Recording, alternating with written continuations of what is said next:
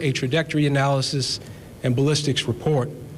Our team conducted interviews in this case and spent thousands of hours examining all of the available evidence. We concluded our last interview in this case this past Friday and began our grand jury presentation on Monday. As long as the case is making its way through our legal system, I can only speak in general terms about our independent investigation and findings. As the prosecutor, I am prohibited by the Kentucky Rules of Professional Conduct from making public comments that could in any way prejudice this case as it moves forward. Each state has different rules about what prosecutors can and cannot say. The Kentucky rules are clear that I'm prohibited from making comments that could sway public opinion or heighten public condemnation of those involved in the case.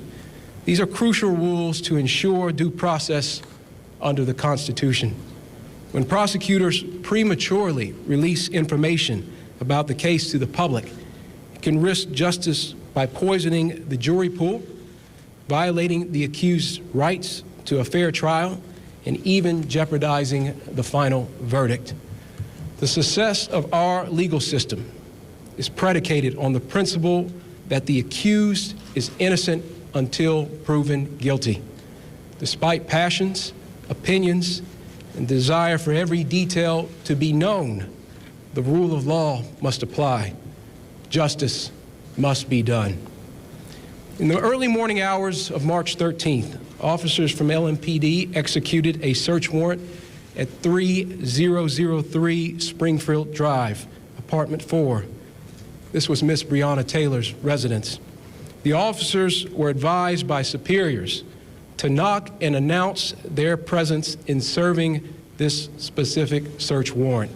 The scope of our investigation did not include the obtainment of that warrant by LMPD's Criminal Interdiction Division. Federal law enforcement partners are conducting that investigation.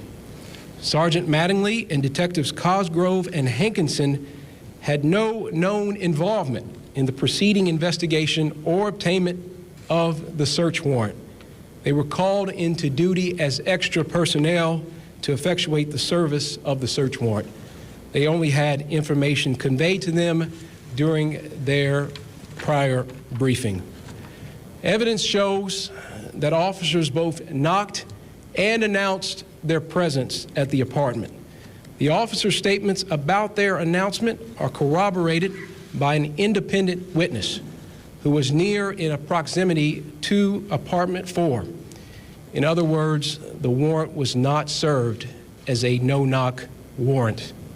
When officers were unable to get anyone to answer or open the door to apartment 4, the decision was made to breach the door. After breaching the door, Sergeant Mattingly was the first and only officer to enter the residence. Sergeant Mattingly identified two individuals standing beside one another at the end of the hall, a male and a female. In his statement, he says that the male was holding a gun, arms extended, in a shooting stance. Sergeant Mattingly saw the man's gun fire, heard a boom, and immediately knew he was shot as a result of feeling heat in his upper thigh.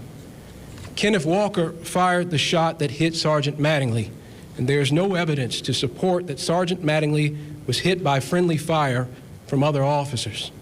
Mr. Walker admitted that he fired one shot and was the first to shoot.